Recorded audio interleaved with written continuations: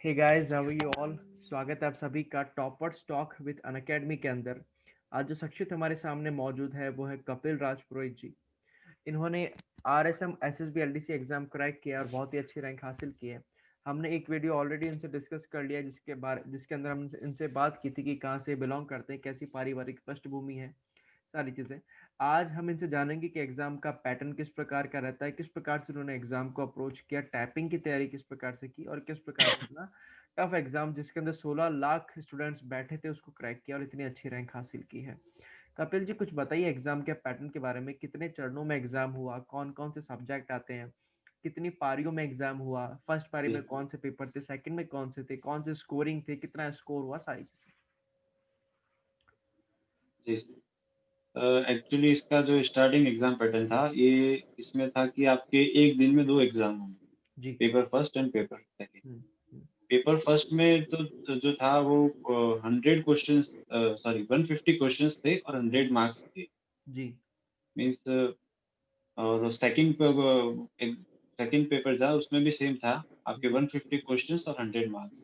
हम्म। First paper जो था उसका सिलेबस की अगर अपन बात करें तो उसमें आपका राजस्थान पूरा आ जाता है। इन द राजस्थान का पूरा इन द सेंस उसका पूरा जियोग्राफी की बिल्कुल। पूरी history, hmm, art and culture, मतलब ये राजस्थान का टोटल ए टू जेड सब कुछ उसमें आ जाता है। हुँ, और इसके अलावा आपको इंडिया की थोड़ी सी हिस्ट्री, मतलब जिसको आप कहते हो कि स्टैटिक जीके जिसको बोलते हैं, मतलब जी, ज़्यादा डीप में नहीं, ओनली स्टैटिक जीके, हुँ, वो और करंट अफेयर और स्पेशली राजस्थान का करंट अफेयर वो आ जाता है।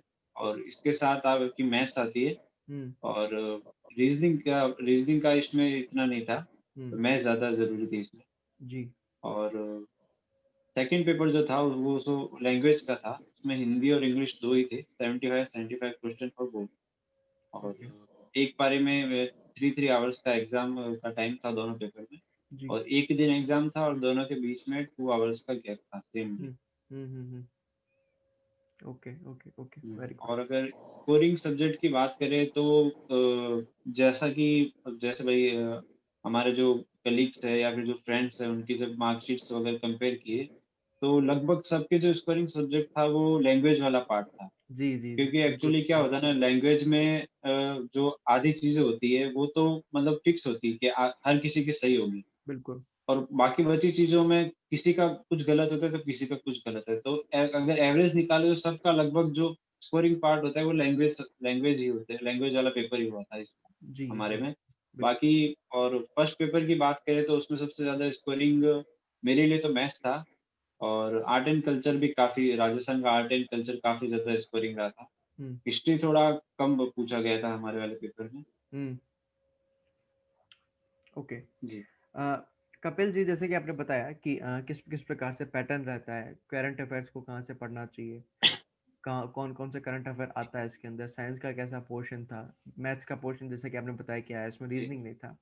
बिल्कुल बात सही है। हुँ। एक चीज़ मैं ये पूछना चाहूँगा कि जो भी आप सब्जेक्ट बता रहे हो कि जैसे साइंस है, मैथ्स है और जीके है, हिंदी है, इंग्लिश है, ये सारी तैयारी आपने कोचिंग पे रह के ही की थी या अपनी सेल्फ भी आपने कुछ किया था कि अपनी तरफ से भी मैं कुछ करूँ या नहीं। फिर ऑनलाइन पढूँ कहीं से या नोट्स बनाऊँ खुद से, कुछ किया था आपने? हाँ, नहीं, हाँ, मैंने काफ़ी किया था। जैसे मैंने आपको बताया था पहले वाले वीडियो में कि जो हमारे जियोग्राफ़ी के सर थे, राजस्थान जी, जियोग्राफ़ी के, वो बहुत अच्छे थे। क्या नाम था सर का? मतलब ऐसा सब। जी, सर का नाम था बीएल जहांगीर सर। ओके। हुँ, तो वो जो थे मतलब आरएस के एग्ज़ाम दे रहे थे और हमें पढ़ा भी रहे थे। तो वो काफ़ी अच्छी जियोग्राफ़ी पढ़ाते थे। उनका जो वे ऑफ टीचिंग था, जैसे मतलब वो किसी भी जियोग्राफ़ी में कोई ऐसे मतलब नोट्स नहीं बनाते थे, सब कुछ मैप पे। हुँ, जो भी राजस्थान का पढ़ाना है सब मैप पे पढ़ाते थे। हुँ, तो मतलब जियोग्राफ़ी से एक प्यार सा करवा दिया था उन्होंने। जी, जी, जी। तो जियोग्राफ़ी मैंने पूरी टोटली उनको फ़ॉलो किया था। उसके बाद हिस्ट्री की बात आती है तो सर हिस्ट्री तो बोरिंग सब्जेक्ट है, हमेशा से रहा है सबका, बिल्कुल। क्योंकि उसमें कुछ ऐसा इंटरेस्टिंग होता नहीं है। तो उसके लिए लेकिन एग्ज़ाम में आता है तो पढ़ना तो पड़ेगा, चाहे इंटरेस्टिंग हो या ना हो। हुँ, तो उसके लिए मैंने थोड़ा-सा तोड़ निकाला है, मतलब जुगाड़ ही कहो आप इसको, कि जो मतलब जो जैसे डेट्स होते थे, जैसे हुँ, कोई इवेंट हुआ है हिस्टोरिकल, वो एक फिक्स डेट को होता था, वो याद नहीं रहता था मुझे। हुँ, तो मैंने सोचा कि जैसे हमारे फ्रेंड्स या फैमिली है जिनका कोई भी जैसे एनिवर्सरी या फिर बर्थडे होता है, जो किसी न किसी डेट को आता है। हुँ, तो जैसे मान लो मेरी फ्रेंड के कोई फ्रेंड का मेरा बर्थडे 15 मार्च को है और कोई इवेंट 17 मार्च को है, तो मैं उसको ऐसे याद करता था एज़ कि ये इवेंट उसके मेरे फ्रेंड के बर्थडे के 2 दिन बाद हुआ। एसोसिएट तो वो करके। डाटा ऐसे दिमाग हाँ, तो वो ऐसा डाटा मेरे दिमाग में सेव रह जाता था, फिर जब कभी एग्ज़ाम में आके क्वेश्चन आता, तो 4 ऑप्शन में से 1 दिखता, तो हाँ, ऐसा लग जाता कि हाँ, ऐसा ये कहीं पढ़ा था। बिल्कुल। तो करके करेक्ट हो जाता है। हुँ। बिल्कुल सही बात है, बिल्कुल सही बात है। यही तरीका सही होता है एसोसिएट करके पढ़ने का, कि जब किसी चीज़ से हम एसोसिएट कर लेते हैं तो वो जल्दी स्ट्राइक हो जाती है माइंड में, और ईज़िली ईज़ी हो जाता है हाँ, रिकॉल करना उसको, बिल्कुल सही बात इज़ी हो है। जाता है। कपिल, हमको कुछ बताइए कि कौन-कौन सी बुक्स बेटर रहती है? चलो, आपने पढ़ने का तरीका बता दिया कि मैंने कोचिंग की थी प्लस सेल्फ भी पढ़ रहा था मैं, ऑनलाइन का भी सहारा ले रहा था। लेकिन कौन-सी, जैसे कोचिंग वालों ने भी आपको बताया होगा या आपने इतना पढ़ा होगा तो खुद भी आपको एनालिसिस किया होगा कि कौन-सी बुक्स बेटर रहती हुँ, है हुँ, ना? तो सारे सब्जेक्ट के लिए हुँ, बुक्स बताइए, कौन-कौन सी बुक्स अच्छी रहती हैं? हुँ। स्पेशली राजस्थान की बात करें तो बहुत सारे पब्लिकेशंस की बुक आती है। जी, एक लक्ष्य पब्लिकेशन की बुक आती है, वो मैंने उस टाइम प्रेफ़र की थी।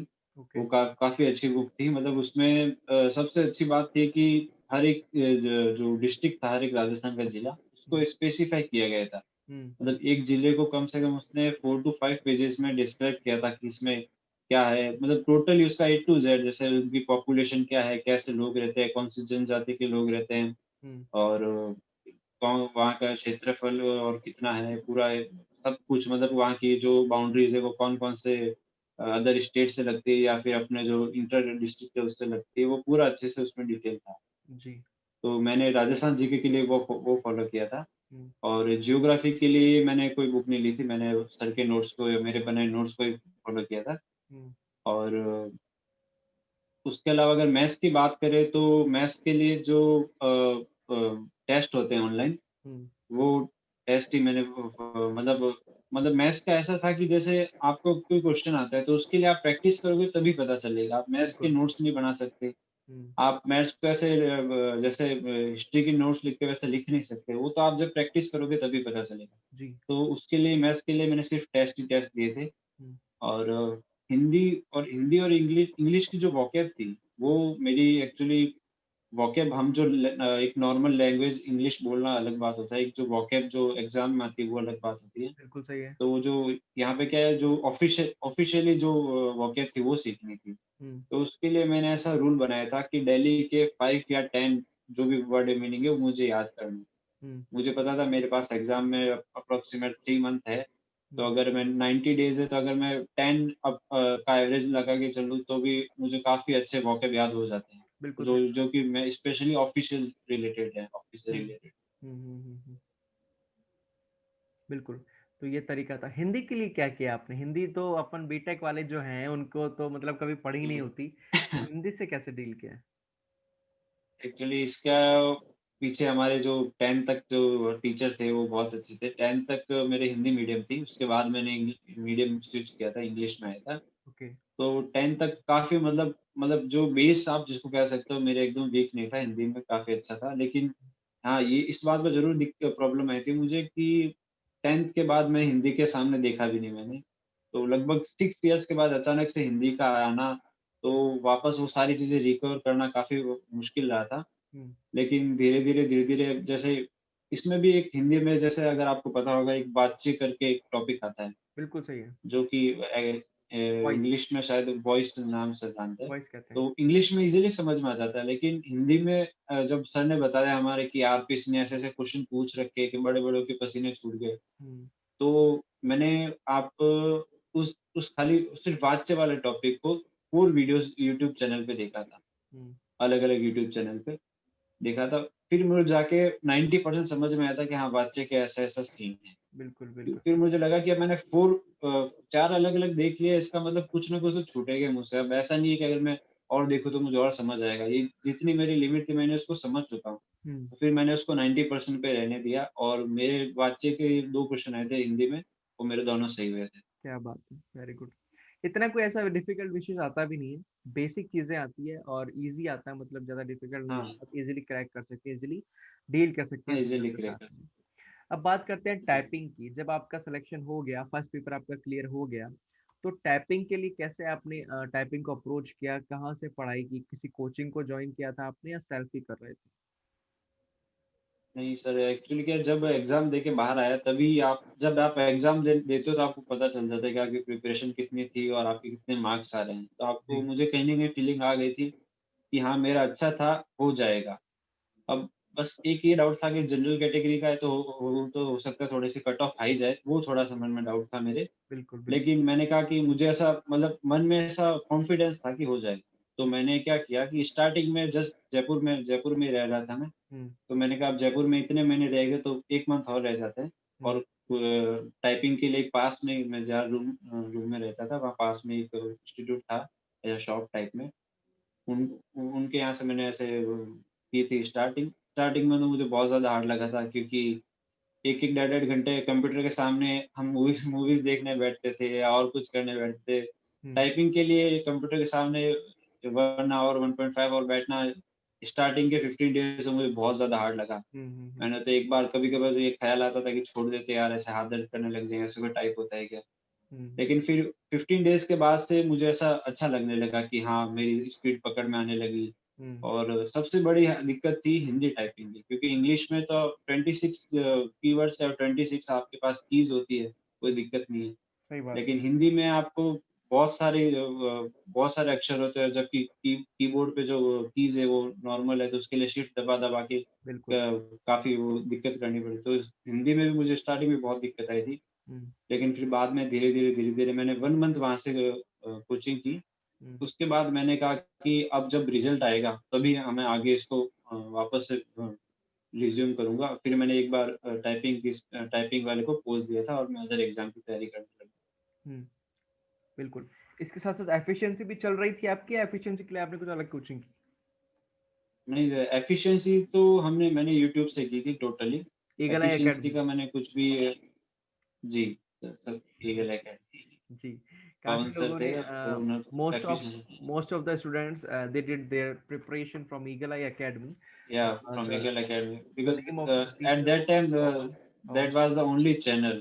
Yeah, and the content was also crisp and like clear, Yeah, also and good, it was fresh up to and the good, mark, and and it was very well done. regularly updated on his website. Regularly update, बिल्कुल, yeah, test on his website. बिल्कुल, बिल्कुल, बहुत सही था और बहुत अच्छे से उन्होंने सिखाया और अभी भी जो व्यक्ति तैयारी कर रहे हैं, they must follow his channel. If you follow his channel, you need Yeah. Not go anywhere और you need not join any institute. Okay, very good. बहुत अच्छा लगा कपिल आपसे बात करके, बहुत मजा आया। एक आखिरी बार पूछना चाहूंगा कि जब आपका सिलेक्शन हो चुका था तो घर में कैसा माहौल था, ये कुछ बताइए। जी सर, अब बहुत ही ज़्यादा, मतलब खुशियों वाला माहौल था। जी। अ, आप वही, बहुत ही प्राउड मोमेंट होता है जब आप अपनी पेरेंट्स को अब खुशी के आँसू आते हुए देखते हैं। जी। और वो मेरे लिए एक बहुत ही बड़ा प्राउड मोमेंट था। मेरी मम्मी तो लिटरली आँसू आ गए थे उनके, क्योंकि जब वो इतना दूर आना और वो, मतलब इतने सालों से एक, जैसे आप कह लीजिए कि तपस्या होगी, तपस्या का फल मिलता है तो खुशी से तो आँसू आ ही जाते हैं। बिल्कुल। और बहुत ज़्यादा खुश थे। पूरे गाँव में भी ऐसा था कि भई इतने पूरे गाँव में से, पूरे बास में से कोई ऐसा लड़का आगे बढ़ा है। बिल्कुल।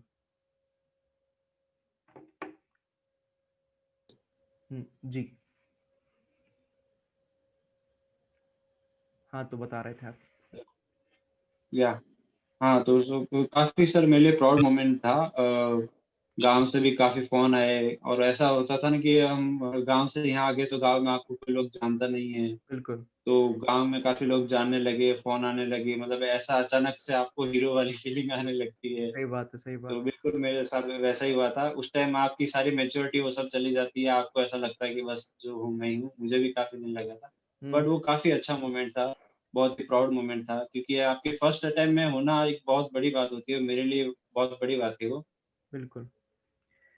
बहुत मज़ा आया और आप ही की तरह हर एक शख्स जो सेलेक्ट होता है उसके घर में भी यही माहौल होता है, मिठाइयाँ बँट रही होती है और ढोल नगाड़े बज रहे होते हैं कि जी, चलो बच्चे का सिलेक्शन हुआ है, क्योंकि गवर्नमेंट जॉब में सिलेक्शन लेना मतलब बहुत it is a daunting task, it is very hard to clear any government या job, let it be any job. Correct. बहुत डिफिकल्ट होता है वो और एक बार लग जाते हैं तो उसके बाद रास्ते खुलते जाते हैं अपने, तो बहुत डिफिकल्ट होता है। तो कपिल जी बहुत-बहुत बधाई आपको। आपकी जॉब मिलने पर, और हम आशा थैंक यू करेंगे, सर। उम्मीद करेंगे कि जो thank you so goal much. आपने सेट किया उस गोल के प्रति आप यूं ही दृढ़ संकल्प रहे और अग्रसर होते रहे, बढ़ते रहे और नई नई ऊंचाइयों को छुए। आप सभी को नमस्कार। मेरा कपिल जी, बहुत बहुत धन्यवाद, आप हमसे आज जुड़े, अपना थैंक यू वक्त सो और मच। अपने जो एक्सपीरियंस है वो साझा किए। बहुत मजा आया आपसे बात करके और बहुत अच्छा लगा। धन्यवाद। Thank you sir. Thank you so much.